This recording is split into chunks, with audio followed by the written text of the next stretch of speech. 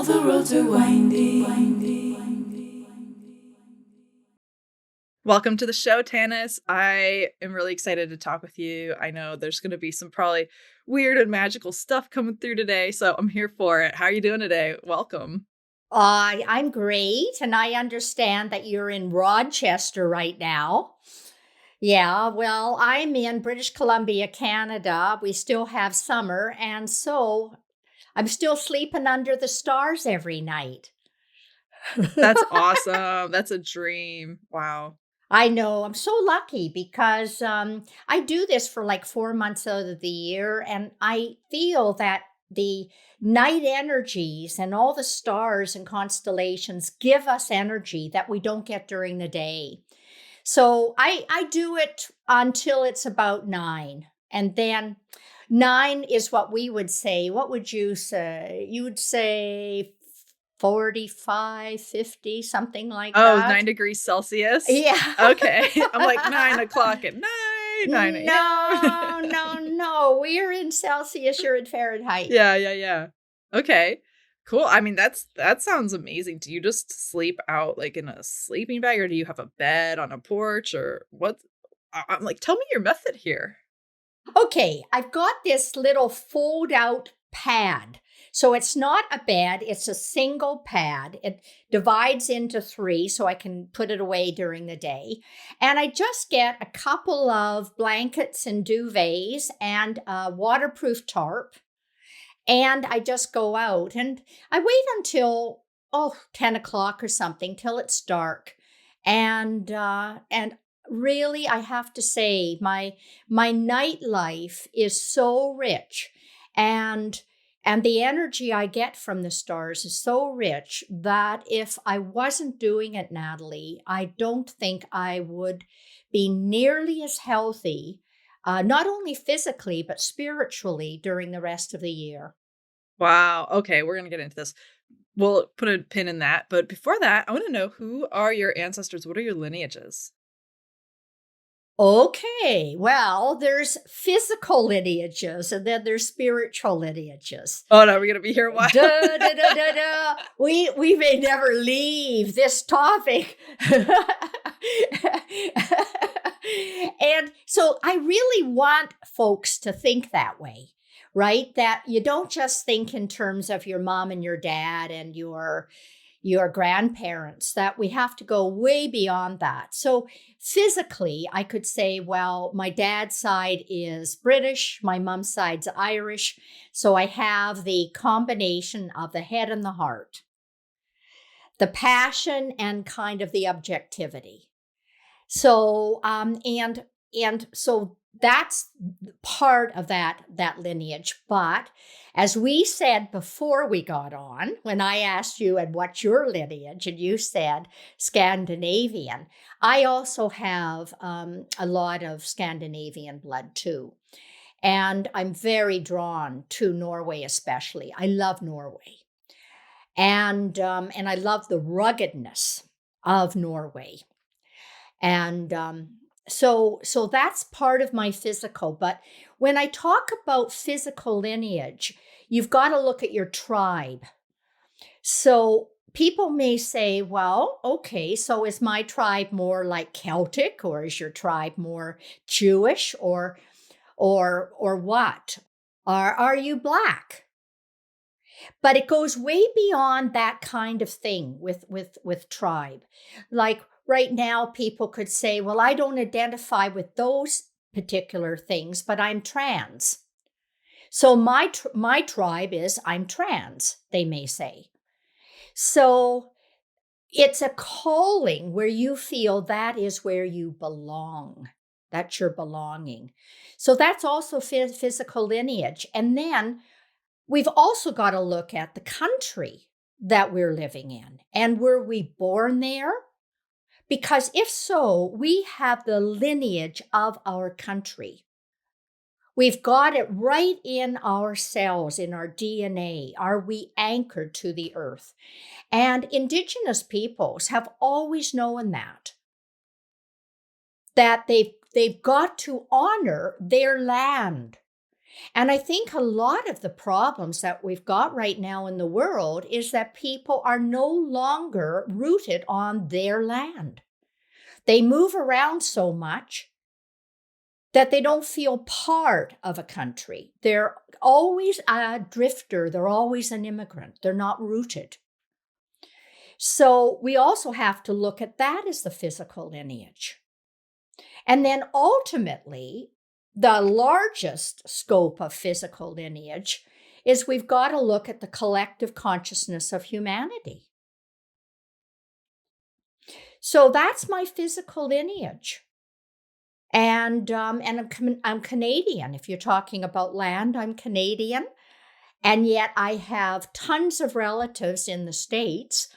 And half the people who ever study with me are American. And my grandmother's family were all came from France to Ireland originally. So I'm also connected to Europe. Lots and lots of lineages. And, I think it's a huge thing that people in modern times are disconnected from the land and the earth in that way. And, us both being essentially, um, what's it called? Descendants of colonizers to this land that they weren't indigenous to. Our Mhm. indigenous roots are back in a different land. And how do we honor, the indigenous people of this land, but then also connect in with these lands as our own lands now? Not that we own them, but the lands that we are in relationship with and that, you know, feed and nourish us in different ways. And I think there's a huge question that's definitely on a lot of people's minds who are in our audience, at least, who are considering, especially with so much raised awareness around Indigenous rights. And oh my gosh, it's a whole topic. And and I've seen you've traveled back to your ancestral homelands. How did that feel? You know, what showed up for you when you went to your homelands versus being here? What did it teach you? Well, um, going to Ireland for me is going home. And just before this recent situation that we find ourselves in, I was also teaching in Norway and in Sweden. So there were other connections that I had from that.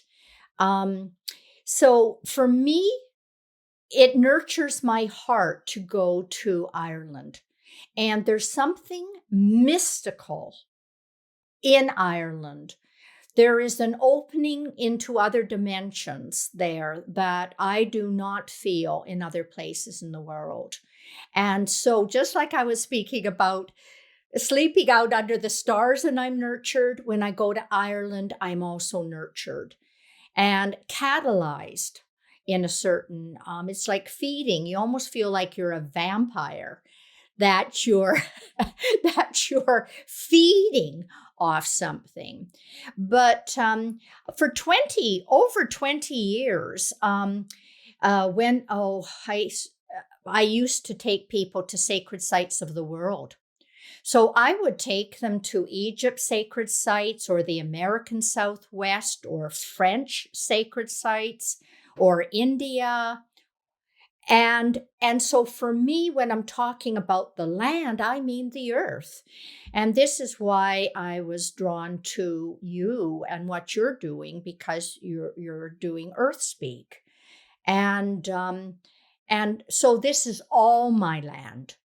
And this is spiritual for me. This is my spiritual ancestry. What do you mean this is all my land? What does that mean to you? The earth. The earth is my home. So even though we're talking about the specific place we were born and the specific tribal lineage that we have, um, and obviously I'm white Anglo-Saxon, I don't feel that this is really where it ends for me. I feel that I have also a spiritual lineage, and I totally believe in past lives. and have seen myself living in so many countries and in so many different bodies. So I feel that that's all my tribe. It's all the earth. This is my spiritual ancestry. And we have to look at our past lives in order to know about that. All right, there's a lot there. Um, how old are you in this lifetime here? Oh gosh, that's a secret I'm not going to divulge right now in public. Let's just say that I've been here at least 6 decades. Okay, we'll say that. We'll say that. Um, and coming from this connection with the earth and just feeling this connection, recently you've been getting into ancestral healing. And how is this connected with your relationship with the earth? And just tell us more about that angle of ancestral healing that you've been diving into. It has to do with healing the cellular memory. I've just finished writing a book which is out in French, but it isn't out in English, and it's been sold to German and Dutch as well. And it's called Good Morning, Henry. And it's about working with our body consciousness, the body elemental, the body intelligence, to actually transform all of the stuck patterns, release all the stuck patterns, so that we can be enlightened and wake up. And ultimately, it comes down to the cellular memory. That's the last place it's stuck physically. So after people have done their spiritual work and they've done their mental stuff and their emotional stuff, then I think it's important to start looking at, go right back down to the physical. And that's the earth. And so that's what ancestral memory is for me. It's stuck in my cells. And so since I realized this, and I started writing that book, Natalie, about 8 years ago, it never has taken me that long to write a book, ever, ever, ever, ever. Normally I write a book in 2 years, but it's because it kept on coming alive in me. And there would be another layer revealed and another. So for me, that's the bottom line. It's healing at the cellular memory. And that's why I do ancestor and family healing. I'm a psychotherapist by training. So that's where, I started specializing in spiritual transformation. Yeah, tell us. I've been doing somatic therapy every week for a year now. It's awesome, and so Fantastic. yeah, and for my experience, it's been like without even knowing what the event is, I can go from something happening on the surface or something that showed up in my dreams, and my therapist can help guide me through just feeling in my body, and then I'll have some memory or some big grief release or something. It's like it's very, it's not linear logical. So I'm curious, like, what's your method of this of working with the cellular memory, because it's not something that you can just think your way through. It's not something you can just talk your way through. It's something that has to be embodied. Like literally, you have to be in your body and feel it and move through it. So what's your approach to this? And yeah, I just want to hear more about that process. It's so wonderful that you talk about it's not being linear, that working with the somatic, working with this unraveling. And it has its own time, as you've also discovered, I'm sure. And you can go gangbusters ahead, and then you come to kind of a stuck place, and you stay there forever. And you think, is this ever going to open up? Is that true? Yeah, I mean, definitely. And I see it. My husband's in therapy, but he's in talk therapy. And I'm like, to freaking get into somatic therapy because he's like, I know what all the like traumas and triggers are, but how do I actually deal with it? I'm like, somatic therapy. Duh, duh, duh, duh. That's right. Or ancestral work, and that's the way I approach it. I approach it by helping people, first of all, to look at it in theory. So let's look at mom and dad and the tribe and whatever. So let's get it at that level mentally first. Now we're going to do exercises to move it into the heart and to the feeling area so that you can feel what that means when you discover something about your mother or your father that maybe was, and now you feel it, and you aren't only just feeling it from your point of view, you start feeling it from their point of view. Have you discovered that as well? I do, yeah, and I can even see it down through, I only know my grandmother, I didn't know my great-grandparents or anything, but I can see, like, wow, this is not something I came into this like, that I picked up in this lifetime. This is something that came directly from her, and I see it reflected in my sisters as well, who have even Fantastic. one who has a different father, and I'm like, "Wow, how is this the same pattern through all of us?" Fantastic. So that's it. So then you get this at the feeling level, and now you're getting, this goes beyond me. And then I do a lot of guided visualization work, meditation work with people, and then they're moved into their body and they look at where they're holding these things. And what I believe, actually I could say what I know, is that not only when we get this and we get it on all three levels, so we get it mentally, emotionally, and physically, and we move to a place of forgiveness with it or blessing, because we have to bless all the gifts we got as well. So we move to this wonderful place of blessing and forgiveness, which opens our heart more. But it doesn't just erase all the traumas and wounds back in time, it also erases it forward in time. So that and because there is no such thing as time and space. So now it is all clear. So that's how I work with people. I work on all levels, because we're not just one thing. We are physical, emotional, mental, and spiritual beings. Yeah, totally, totally.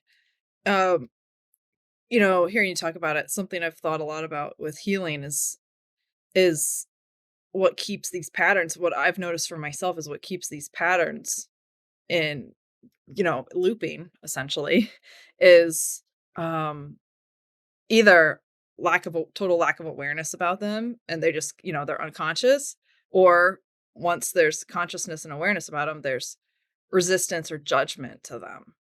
And so I hear you saying, this forgiveness and blessing, moving from I see this healing to me means moving from this place of the resistance or judgment into acceptance, forgiveness, like it really is transforming the poison to the gift or something. So like tell us more, like, because that these two places, this is a huge, sounds small, but this is like a huge uh It's a gap. huge thing. It's a huge Yeah. gap. Yeah. And like the path there can be through so many methods. And you say, you work with meditation and these different things. And can you take us a little bit deeper into like how you help, like maybe even give an example of someone without using their name, of course, but an example of how you worked with someone through this? Yeah, sure. Actually, why not can I talk about myself? Absolutely. I think you have full permission of yourself, right? Consent. So Ooh, reveal. let's hear it. um, okay, my I knew intellectually that my mother um didn't want me. She didn't want to have children at all, and I am the eldest child. She got pregnant by accident after 7 years of marriage, and she's living in the upstairs of a house which they do not own. And the agreement was, if you have children, you have to leave. Now, my mom was a career woman. She loved her career. Also, I'm trying to figure out Why does she not like the baby? Like, so when I saw myself as a little baby and I'm crying because I've got diaper rash, instead of her cuddling me and comforting me, she's going, shh, shh, shh. So I knew intellectually she's trying to hush me up so that she doesn't get kicked out.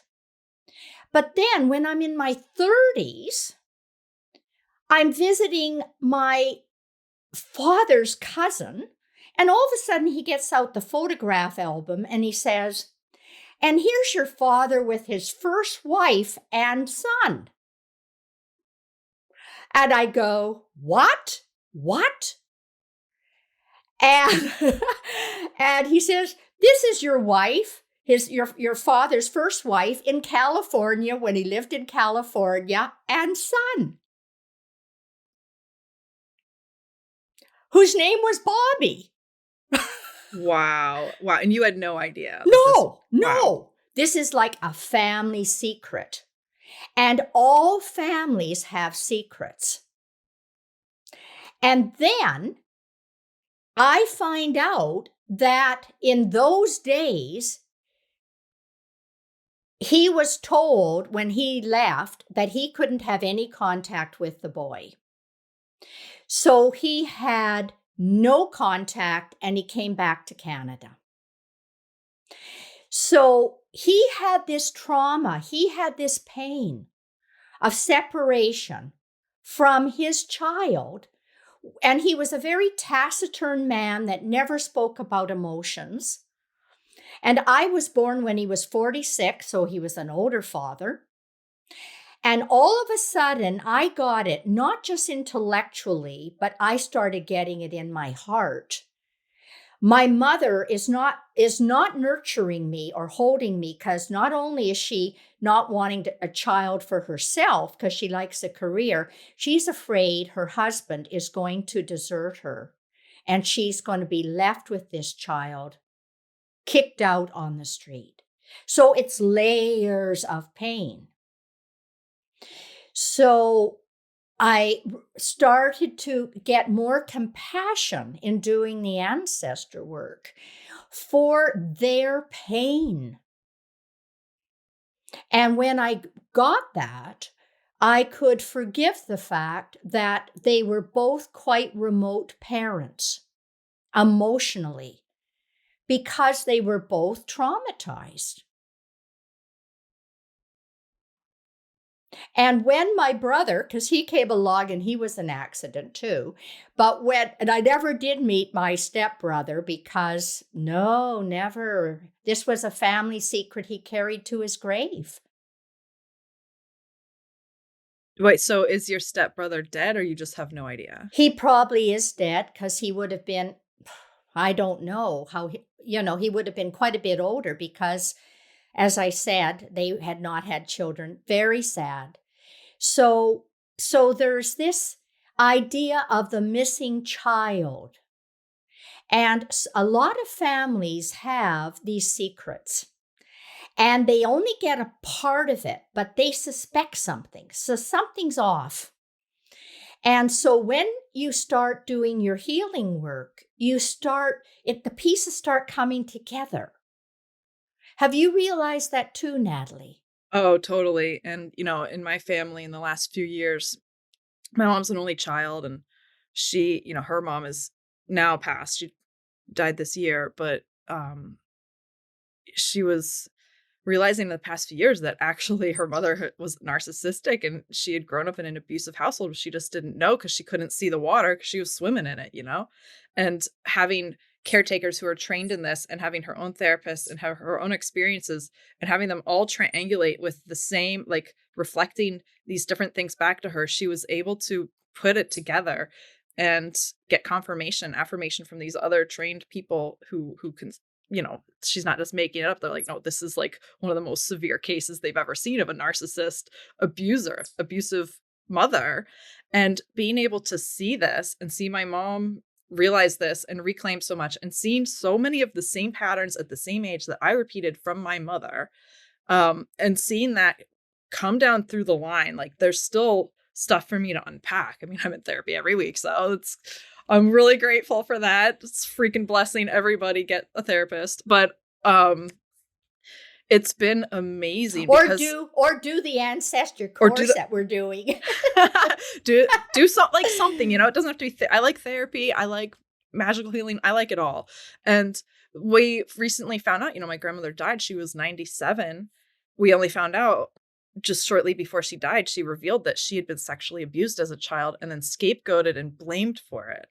And so, Oh, like, no wonder she had this immense trauma, and her way of coping was to just shut down, and this like flip switched. And no wonder. And it's, we're here, my lineage here, and my sisters and my mom are here integrating and healing the results of this. But it makes it's so like, wow, I have so much compassion for her. Even right now, I'm like, oh, wow, just my heart goes out to her of just how painful in her whole life to live like that, being so wounded that she had nowhere to turn and couldn't even like, it was a different time too. You couldn't just go to therapy in the same way. She probably yeah.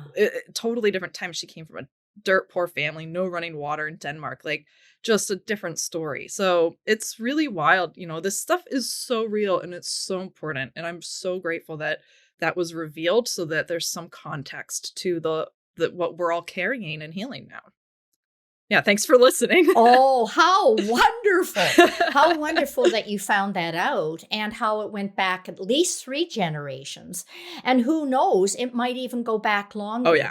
Oh, And yeah. something I've also discovered, and this was really weird, is I have problems with arthritis in my fingers. And my mother had it, my grandmother had it. So I know it comes down the female side of the family, the Irish side. And I thought, well, I'd love to heal this particular physical wound because it isn't always psychological. It can be physical stuff too.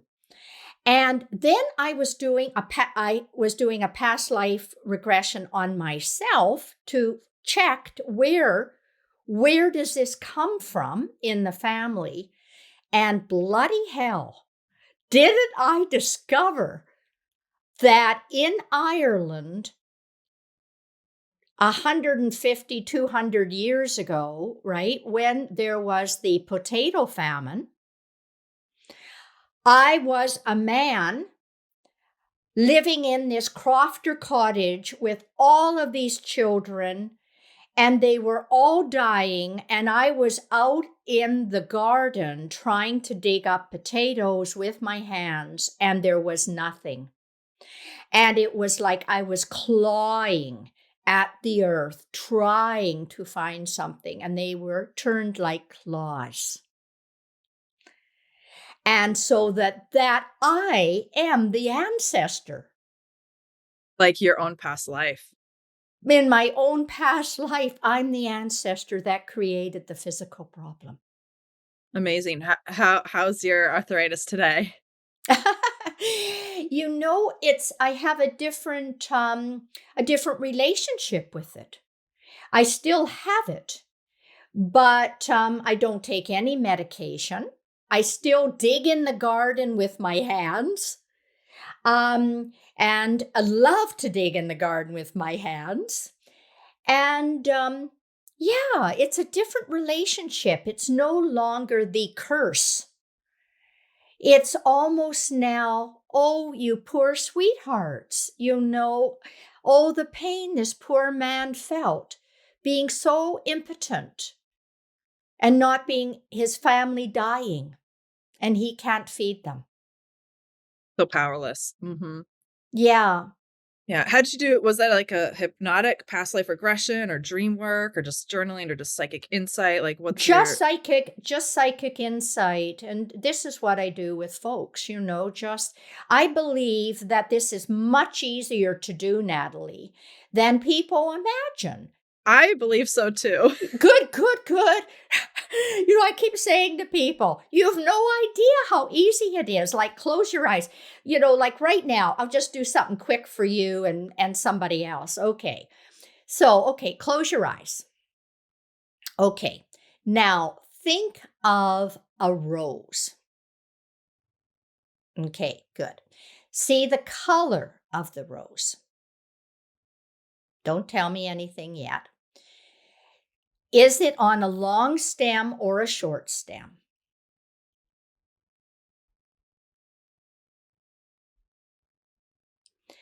Are there any thorns? Is it a bud, a full bloom, or is it past its best? Okay, open your eyes. Now, what color was your rose? Dusty purple. Was it a bud or was it Full a bloom. full bloom? How long was the stem? Well, it didn't have one at first, but when you asked, then it had a long stem. Good, good. And did it have any thorns? Thorns and leaves, yeah. And it was really coming from a old rose bush I used to have. Yeah. Great. Well, what you saw is unique for you. Usually, and that is how easy it is. Now, you found it on an old rose bush that you had. We're talking about ancestors. This Mm, is an ancestral connection, and it's got a long stem. You've been doing a lot of work on this. And what are you finding out? Oh, there's some thorns. Ooh, and there's some leaves. Ah. And your color is unique. Probably the color of blood. oh, it was like a it was very dusty purple. It was almost like behind you, above your head, this kind of like purple. There's like a purpley kind of color. Yes, I got Yeah. it. Or off Yeah. to the side here, yeah, Yeah, it okay, was a little like dusky purple. gray purple. Gray purple. Okay. So then you have to think, what does that color mean to you? For me, it's a spiritual color. Um, and as I said, I'm getting a feeling once again of the ancestors and the spiritual connected, the blood and the spirit connected. But I'm just doing that quick with you. But and everybody who did the exercise with you, they're the best interpreter of what that means. The only thing I'm doing is giving a few pointers. Yeah, and I would say that the color is very like antique nostalgic to me. Aha.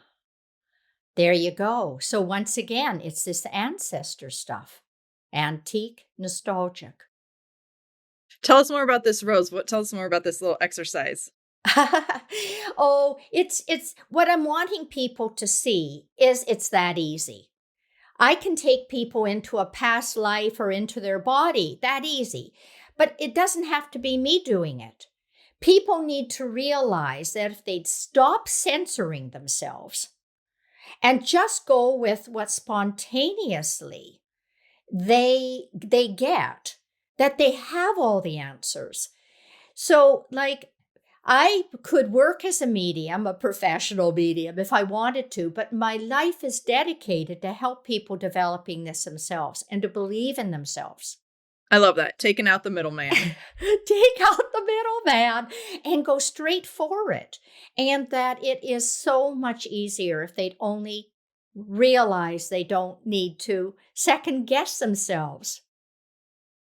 It is so I mean, I've seen this firsthand too, and just teaching people how to give a basic clairvoyant reading to someone else, and they're shocked when they've never done it, and these things come through that the other person confirms that they're like, "Whoa, how would you know that?" It's like, it's so easy. Like, we're all psychic all the time. We just don't know how to identify it as such. Absolutely. So it's just giving people confidence. Mhm. I love that. Yeah. Yeah. So just hearing from your own story, it sounds like having these awarenesses, being able to first pay attention to and trust your own psychic insights, and then connect the dots on what they were showing you, gave you that ability to transform that inner pain or trauma or wounding, whatever you want to label it as, into something different, into that healing, into that forgiveness. Mhm, And mhm. I mean, that's quite a story. And I mean, wow, how many people it, I actually have one friend who found out that they have a unknown sibling and they got to meet them and it was amazing. So it's like how many people, find this out and then it's a it's such an impact. I mean, wow. And to be able to just put those all together and create healing from that. It's a gift and I think it's something I'm like I wish this kind of stuff was taught in like elementary school. This maybe high school, maybe kids need to be a little older, I don't know. But um yeah, thanks for sharing your example and it's quite, you know, powerful. Powerful. Well, it's as you say, I wish this stuff were taught. Yeah, I just put in time in the school system. I have to tell you, I had went through a near death experience when I was 18 years old. I was hanging from a rope tow with my scarf attached and the rope. What's a rope tow? Skiing. I was skiing and there's like ropes that you hold on to and my scarf had got twisted around. And so like I'm off my feet, go hanging from the air and like everything stopped. And I had no fear at all. And I saw two choices. I saw you can go now. You can leave.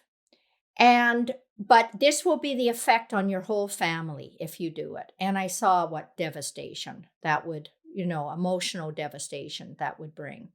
And then I saw, and if you decide to stay, this is going to be a little bit painful because you're going to have to hit the top of the pulley in order to have the rope cut to drop onto the ground.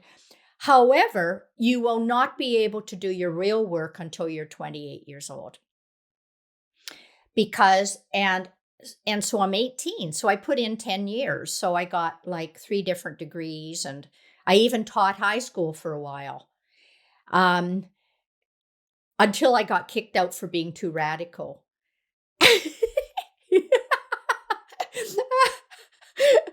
uh, but so I couldn't really do this spiritual transformation and all of this stuff. So but this has to change. Like, why should people have to put in time, for God's sake? Why can't we be teaching these life skills when they are in high school or whatever? Like, you, I know. It makes such a difference. Let's get into that near-death experience. Who was telling you this? Did you, like, meet someone, or was it, like, a spirit, or was it an angel or something, or was it just in your head that you have this option or that option? it was very clear. And as I said, there was no fear. No, there was no angel. There was no anybody. It was just presence. It was a complete presence of knowing. Was that the first time that it happened for you? I was a psychic child and I learned how to hide it. I used to there was a joke in my family that I had exceptional hearing because I'd be in my bedroom and my parents would be in the living room whispering about something, keeping it low. And I'd leave my body and I'd go out and I'd, see what they were talking about. And then I'd race back to my bed and call out the answer. And they'd go, how could she hear us? So they'd say, go to bed, go to sleep, big ears. So they used to call me big ears because there was this thing that I had acute hearing, but I had acute everything. I had acute seeing, I had acute hearing. And so these realities were I was born this way, but I hid it. I hid it until I was 28. Wow. Wow. Aha. Wow. Well, my brother had the same gifts and he got sent to a psychiatrist to get fixed, and it made a big difference in his life. Not good. So I decided that I would hide it. This is I don't know if you wanna get into this question or not. If you don't, that's absolutely, I mean, obviously fine.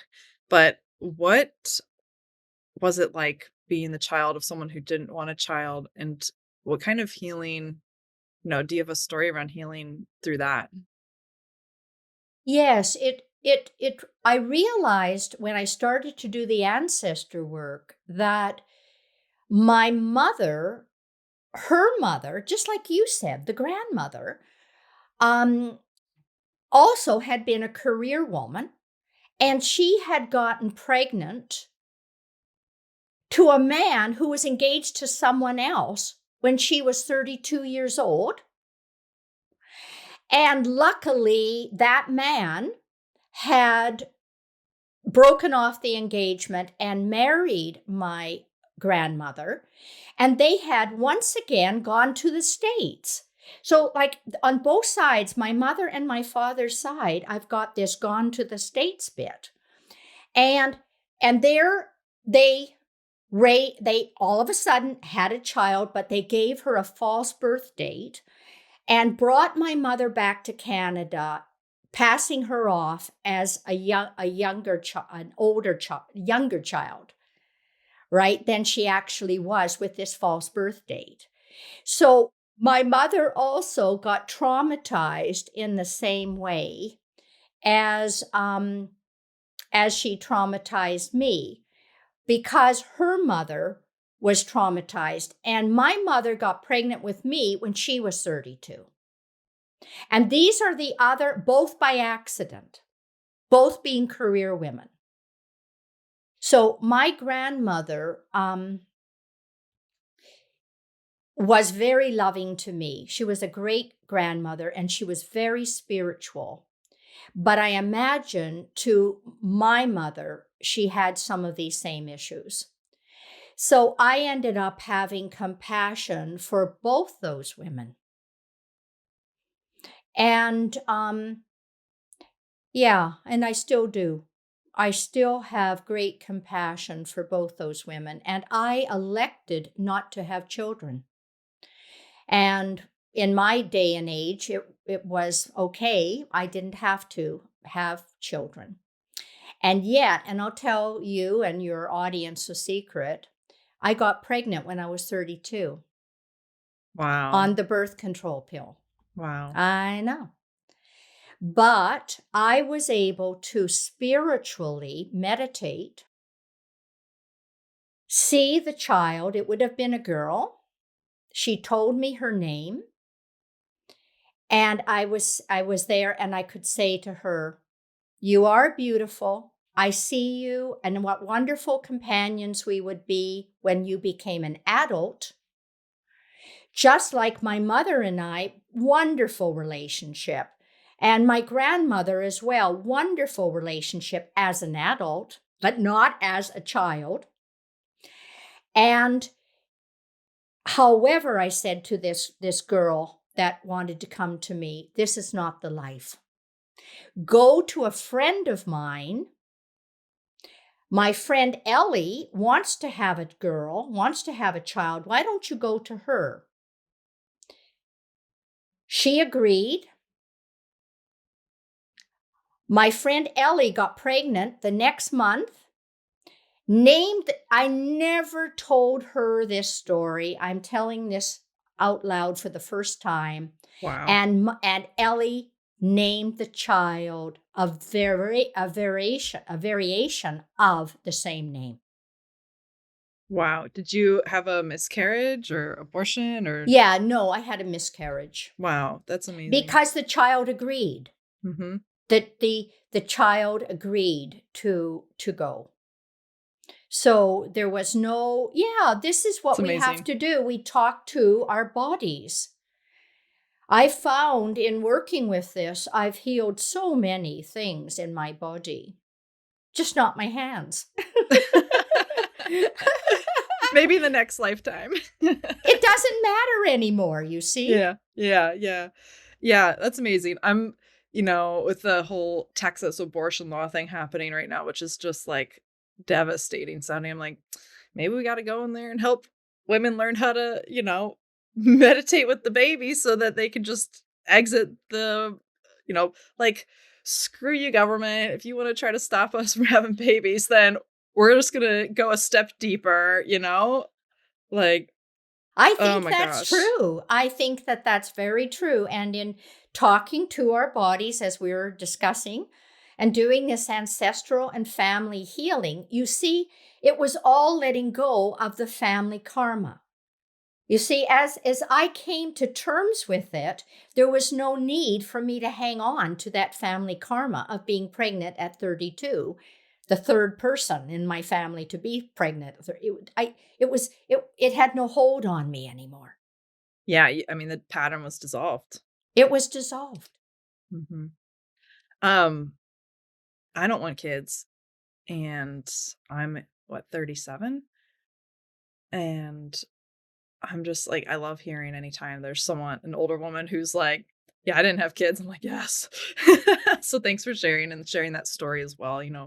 Just being in a female body, there's so much pressure, not only hormonally, but externally. And so that story, Yeah. thanks. And that's wonderful. You feel comfortable sharing it. And yet what's so interesting is that relationship dissolved, my first relationship.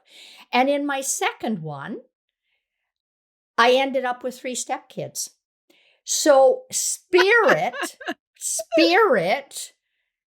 got me to having 3 stepkids, but the mother of those kids became a sister to me, so that she's the mother one. I'm just the friend. I can be the friend. They're like the auntie almost. I'm the auntie. I Mhm. just don't want to be the mother who has to do Same. the diapers. The negotiation, the whatever. It's like there's like constant, everything. Yeah. Yeah, so spirit arranged, and I trust spirit. Spirit arranged for that to happen, and I willingly agreed to that. That Wow, was the that's piece I could deal with. that's So who beautiful. yeah, and maybe in your life something like this, and I hope your husband isn't listening right now. He's in a different room. I mean, this is a conversation we're having, so yeah. Mm. Yeah. I'm pretty open about it with listeners and people, so I'm like, I don't want this, and I just think, we have such an opportunity this day and age to be more open about these things because there's so much less stigma, and by sharing, we get to erase that stigma. So, That's yeah. right. And to say there's no right nor wrong. Each of us has a destiny, and we have to, the most important thing is to honor our destiny. That's a spiritual calling. Whew, that's that's one right there. Yep, I know. So, thank you for sharing this. I mean, I'm I'm hoping that listeners are feeling seen and supported in some ways. Well, I know they are. Um, I really want to talk about leprechauns too. So I know we have a little more time, and I want to share how I came across you. So I don't know, like maybe 10 years. What year is it now? 2021. So maybe like 10, or I don't know even when the book was published. So 10 or more years ago, I found your book. I'm traveling right now, so I don't have my copy with me. But it's like My Summer with the Leprechauns or something. Well, can you tell us the official title so people can get it Yeah. right? The official title is Summer with the Leprechauns. Okay, thank you. Yeah, and I just recently I saw you got the updated version, so I ordered that. I'll be reading it when I get home. But I this book, oh my god, it was such an affirmation for me. I was like, okay, because the for so long, back 10 years ago, I felt nature spirits speaking to me, and they wanted me to do these certain things, which I'm now doing. Like 10 years later, I'm doing it, but it took me 10 freaking years to like actually have the full, I don't know, like mental, physical, emotional, spiritual ability to bring it together.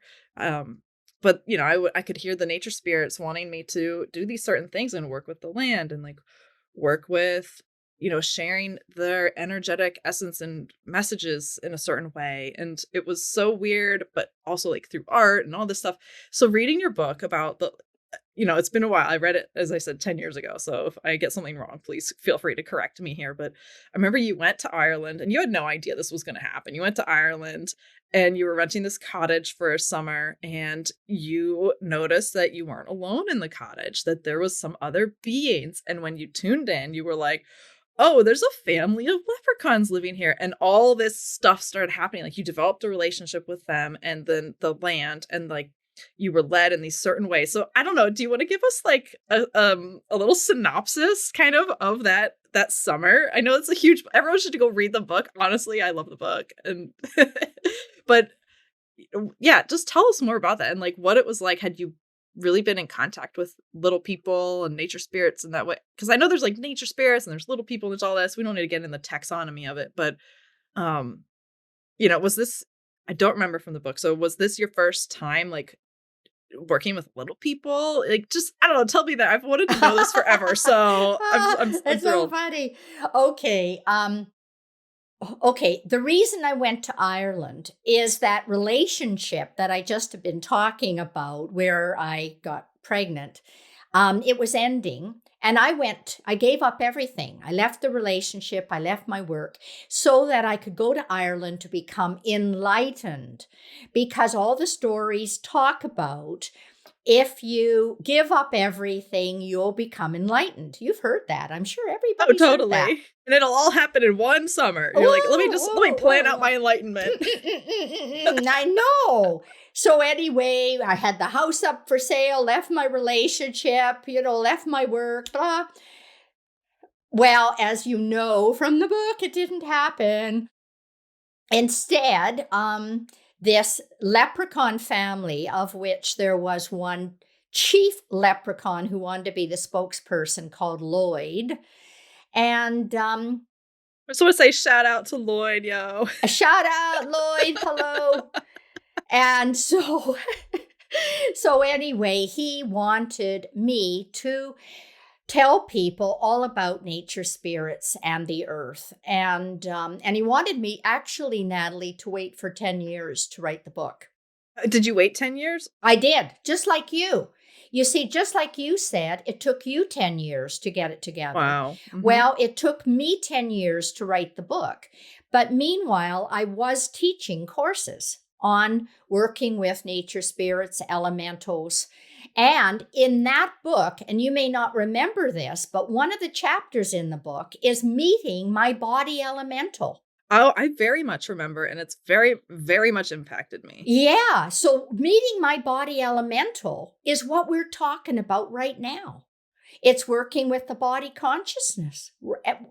And that happened and right then I went through all the 7 deadly sins to look where they were perched in my body and how to find the erroneous thought that created them, but it built on some wonderful original thought. And I wanted to strip away the erroneous stuff to get to the nugget of truth. So anyway, it reads like a novel for your folks. And I've written now 4 other books with Lloyd. Lloyd is my eternal companion. So the second one became Pilgrimage with the Leprechauns, where I took 30 people to Ireland that wanted to meet nature spirits, and Lloyd hijacked the tour. Awesome. And even in we're talking about ancestors, and my latest book is called The High Beings of Hawaii, Encounters with Mystical Ancestors. And who do you think got me to Hawaii to write that book was Lloyd. So Lloyd, again, was studying in Hawaii to become a kahuna. So he wanted me to meet all the ancestors of Hawaii, the elemental ancestors, as well as the human ancestors, and another group called the mo'o.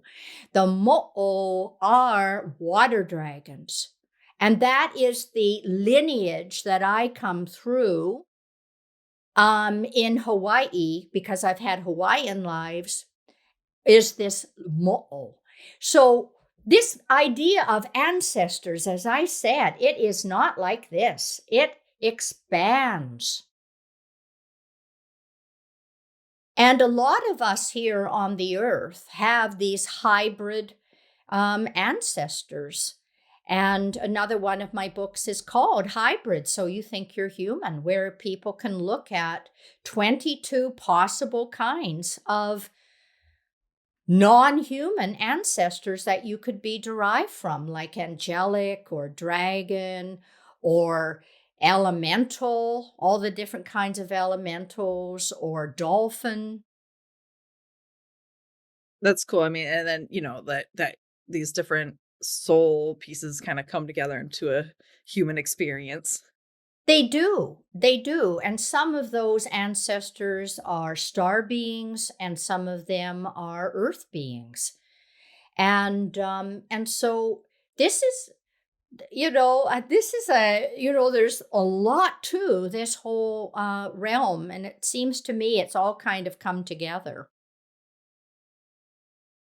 So, nature spirits, I love nature spirits. I don't think I will ever not be working with nature spirits.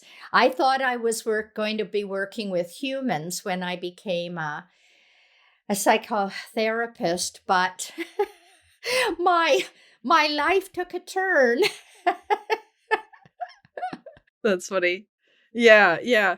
I think it's so cool because there's especially for people of with ancestry in the British Isles, Ireland, Scotland, Wales, England, and even in Scandinavia, because that all that area, kind of things got kind of blended together there, here and there, and people moved around, and uh, being able to connect with the little people, like I know you're talking about how we have different lineages from different lifetimes and spiritual things, but just for me being embodied right now in a body that comes from that physical ancestry, being able to have some sort of link, like leprechauns are like part of an ancestral history, even if, I don't know how far back the actual word leprechaun goes, but even before, back in pre-Christian and pagan days when people were living so close with the land, they were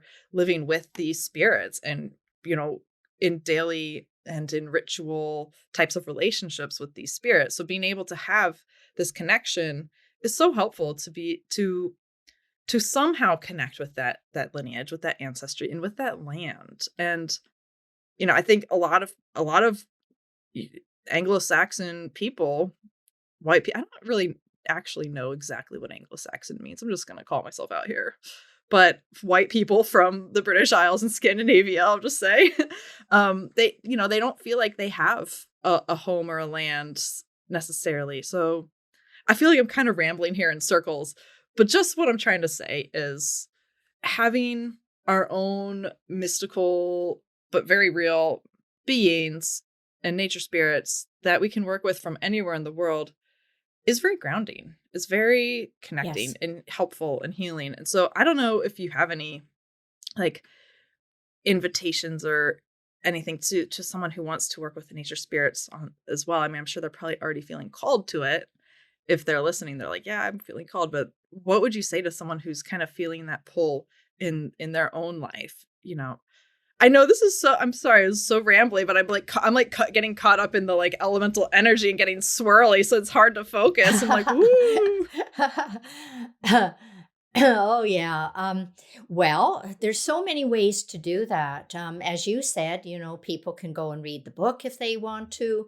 I have a nature spirit e-course on my website if people are interested in that, and they can do their self-study, and it's got guided visualizations, just like I have the ancestor and family healing self-study on the website. So these are tools. These are tools. The motivation starts here. But as soon as you've got the motivation, my God, get out in the garden, or if you don't have a garden and you don't have any land and you're living in an apartment, well, get some plants in there anyway, and adopt a forest, adopt park in your city. Pick up garbage. Don't think it's all got to do with airy-fairy nice stuff. Commit yourself to cleaning the earth. That's what nature spirits basically want us to do. They want us to heal the earth. And so my workshops in that are around co-creating with nature spirits to partner with them. And so I think that is what anyone can do who is feeling called. And you don't have to make it, once again, Natalie, we don't have to make it difficult. It's right in front of our eyes. What is facing us? And don't just want to work with nature spirits so that you can meet a fairy that wants to work with you. Although I do that in my course, give people a fairy they want to work with. But to think it's all about healing the earth. And nature spirits are with anybody who has got that as an intention, like you. That is what it is all about. And that's what humans are meant to be, guardians of the earth. So that's what I would recommend, and have fun doing it. Just like we are having fun, we don't have to make everything so serious. And we just need to have joy, spontaneity, creativity. Don't be afraid of failing. Just step forward. Would you agree with that? Oh, totally. Yeah, totally. I love it. Thank you. Cool. There's so much more to get into, but I feel like full. We're see. Full. I'm like, maybe people need to go read the Leprechaun book. Or High Beings of Hawaii. Yeah, I know. That's and I'm just gonna be honest, it's a little bit it's in this modern day with our kind of all the awakening we have around race and privilege and class and ancestors and land back, and just so many things to do with the effects of industrialism and colonization. I'm really curious to hear about how you work with people who are sensitive to, like, how can I work with Hawaiian spirits if I'm not Hawaiian? And I know, you come from a belief that we have these spiritual ancestries, but is there, I guess another thing I'm adding to this is like, how does that modern day socio-political aspect come into the work you do? Okay, that's a good question. I think that we need to honor people that hold the tradition through their blood, through their physical body, living on the land and its preciousness. I obviously do not do that, right? I'm not that. You don't. I'm not Hawaiian. I'm not saying you don't honor. You say you aren't the blood carrier. No, I'm not the blood carrier. But Kimokeo, who is a blood carrier in Hawaii and in charge of the history and the culture, is endorsed my book and is a friend of mine. And he says that I am a spiritual ancestor to that. So my name Tanis is Cree. It's Cree Indian. It's my birth name. I didn't give it to myself. And it means daughter to the people. And I've done a lot of work with Indigenous peoples, a lot. And one name I'm a pipe carrier, but I don't go around and do this, but I am a pipe carrier. And all these blessings, all these honors have been given to me. And one medicine man, if you like, Indigenous elder, he said, I want to give you a name, and it's Singing Rainbows, because you are meant to bring all paths together. So I am not a blood lineage, But I have a past life lineage. I have a spiritual lineage. I have a human lineage. And I have a collective unconscious lineage with all lineages. And this is all here on the earth, our beautiful Mother Earth. So that is my honoring is of the earth and all of these lineages. And some people are meant to share and bridge. I'm a bridge. And other people are meant to keep their tradition pure. I honor those people and I honor that way of being.